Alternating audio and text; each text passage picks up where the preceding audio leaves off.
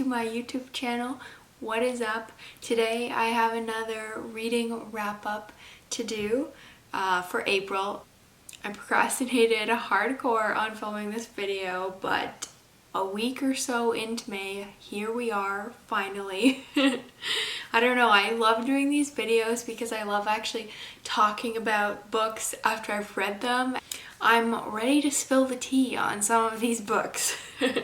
Actually, there isn't too much bad stuff. This month was kind of weird. At the beginning, I was sort of in a reading slump, which ironically in my last reading video I said I was on like a roll, I was doing so well, and then literally like right after I said that I got into a reading slump, so I must have jinxed something. I'm just gonna get right into it, I guess. I don't want the intro to be too long.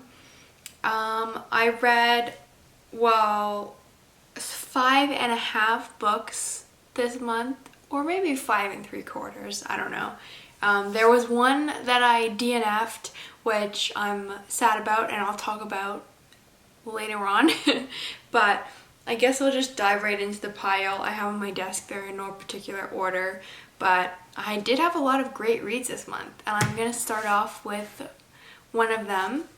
And it is The Midnight Library by Haig. And wow, I really liked this book. I ended up giving it a 5 stars, I think, on Goodreads. I wasn't really sure. I was maybe thinking of giving it a 4, but this book, I literally had to read in one sitting. Like, I could not put it down. I thought the premise was really interesting. It's basically about a woman who ends up in this place called the Midnight Library, which is basically like where you go between life and death, and you, like, each book in the library is like a different life that you could have lived. I don't think that that's spoiling too much, but basically this book is kind of about humanity and like the meaning of life and all that jazz. And I don't know, the way that it was written just made it so, like, I don't know, readable or irresistible. Like, you kind of just had to read the whole thing, like, at once, because, I don't know, I wanted to know more.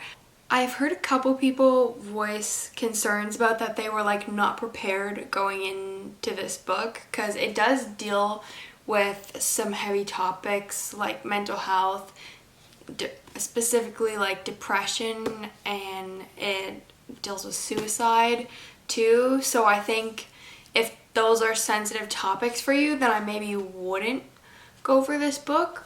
But I still think that it was a really great read, and I'd be interested to read more fiction from this author. It kind of gave me like Erin Morgenstern vibes, which I love. She's one of my favorite authors. So, I mean, of course, I loved this too. But yeah, really great one. Super happy that it got a 5 out of 5. I think this was the first book that I read this month, possibly. Okay, we're gonna get on a little bit of a downer note after that 5 out of 5. And this is probably the most disappointing book I've had this month, if not this entire year, which is a bold statement, but I don't know, I just really didn't vibe with it. And it's The Mothers by Bennett, which, I mean, wow, look at this cover. It's so cool, and I know The Vanishing Half has been blowing up, like, it's so popular right now. So I wanted to try like one of her books, and this one was cheaper. So I bought this one first, and honestly, I was just so disappointed, mainly in the way that abortion was represented in this novel. I feel like when I was reading it in the beginning, it wasn't as bad, but it just got progressively worse in the way that basically, and like maybe I misinterpreted it, but the vibe that I got was that like abortion is killing babies and that you're gonna regret it for the rest of your life, and like that it's wrong and is a sin, and like, I don't know, that's just the way that I interpret it, which is like really goes against what I believe. And yeah, there were just other parts of the book that like the characters were all kind of the worst. I don't know. Like they were like there's just so much cheating going on and like just doing horrible things, and like I don't know. I was just so disappointed because I really wanted to love this book, but yeah, with the representation of abortion was what really put me off of it. So I'm disappointed. I do still want to try The Vanishing Half because I've heard so many good things about it. So maybe this book was just, I don't know, like an outlier, but I feel like I heard other people talk about it and like it. So maybe I just missed something. I don't know, but just reading it, like the way that it came across really was not my fave. So 2 stars for this one. Kind of sad about it. I did finish it relatively quickly, so it's like it wasn't a difficult read, but it just like, especially towards the end, it just made me so mad. Anyways, moving on, we're gonna go to another 5-star read. I actually gave out 3 5 stars this month, which is kind of crazy out of 5.5 books that I read. But the next one is The Death of Vivek Ogee by, I'm so sorry, I'm gonna butcher this author's name, but I want to say it's Akwaeke, Emezi. I'm really sorry for that pronunciation. That was bad. But this book was so good. This was one that I actually did have to read like literally in one sitting. I started reading and I was like, yeah, maybe I'll read like a couple chapters, 50 pages, and then pick up something else, or just, you know, like I wasn't really in the mood to read like when I picked this up, and then I literally had to read it like the entire thing all at once. I think it is a shorter book, which I loved. I really liked the more like 250-ish range for books. I feel like that's my jam. And this was so good. The story was so captivating, and just the writing was beautiful, and the family dynamics and kind of like the mystery in it was really cool and unique. And it was really interesting learning about a different culture too, a little bit.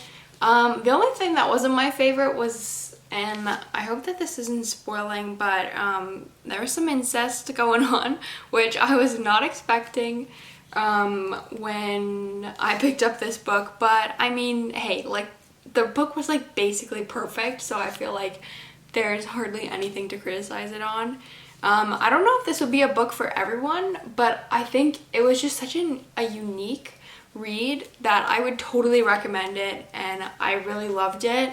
And it's one of those books that you could probably read more than once, just because it is a quick read like when you're getting through it, but I think you would also benefit from like going back through and like really like analyzing everything that happens.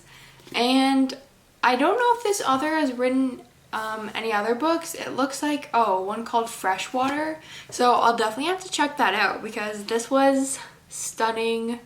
10 out of 10, 5 out of 5. Yeah, loved it. And thank you to, I think it was Ellias on YouTube who recommended this. Was great. I feel like the majority of the books that I've been picking up lately have been like recommendations from like booktubers and stuff. So yeah, like most of these books were recommendations from other people. I'll try to link their channels down below. Alright, again, we're going very back and forth in this video. The next one is kind of like a meh book, and it's Evelyn, Waugh. It's Vile Bodies is the title. And I was actually interested in picking this book up because I read one of his other books, Brideshead Revisited, and I actually really liked it. I feel like it was one of the first classics that I've read that I was like actually interested in. or that like I wanted to like keep reading like in like a couple of sittings and things. This book was, I think I ended up giving it maybe a 3-star, because by no means was it a bad book. It was just very different from Brideshead Revisited, and I don't know, I just couldn't, the vibe in this was just so confusing. I think it was definitely leaning more towards like humor, like 1920s. The back describes it as Britain's Great Gatsby, but I feel like I could see that being true with like the content of the book, but it's like 1,000 times more confusing than The Great Gatsby. I don't know. There were just so many characters, and like it was really hard to keep up with. I thought like maybe this is just too highbrow, way over my head, I think. But I mean, I still, the cover I thought was really cool. And I think there would be a lot of people who would like this book, like people who are into literature, and especially like classics, like comedies and stuff like that. But it just wasn't really for me. And it took me a while to get through because I wasn't really motivated to read it. All right. The next one is the one that I DNF'd, and I was really sad about it, and I felt guilty for not finishing it, which is kind of weird because I feel like I never felt guilty about not finishing like books for school, but for some reason, like when it's ones that I've bought like for myself for like leisure reading, it just hurts so much more when like you don't finish them.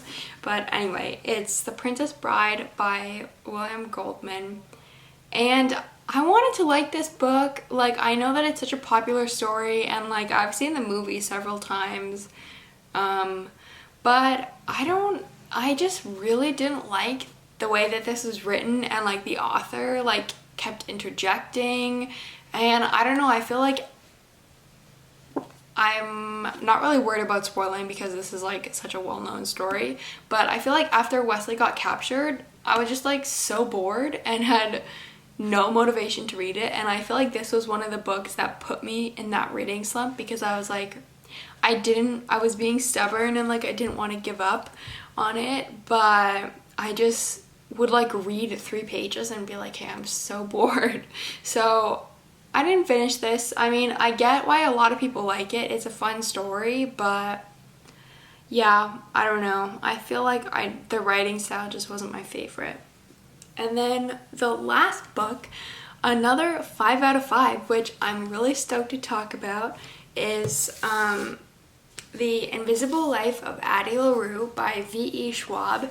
And I was so nervous to read this book for some reason. Well, partially because it's super long. I don't know if you can tell, but it's like almost 500 pages, I think.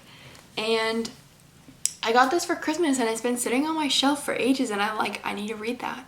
And then I didn't read it. But I finally picked it up last weekend, and I was very pleasantly surprised. I think that this book, why I was so nervous to read it was like before it came out, there was so much hype, everybody was so excited, and then when it came out, it seemed like a lot of people like were really disappointed in it and like didn't like it as much as they thought they were going to. And I think most of the criticisms I heard other people talk about was that they were like, there's like no plot, like it was so anticlimactic, like nothing really happened. But I feel like that was one of the things that I actually liked about this book. Like for me, plot isn't really that important. Like I'm more interested in like the characters and the writing and like the story and like the way it flows and everything. And I feel like this was just such a beautiful book, and it was so fun to read. And this was another one that I read, I think, in like 2 sittings, just because I was really interested like to see where she went with it. And I feel like this is another book that if you like Erin Morgenstern's writing, you will love this book. I feel like it was just very reminiscent of that. And I think the concept is really interesting. It's basically about this woman who makes a deal with like a devil-like figure and becomes immortal but the catch is that no one remembers her.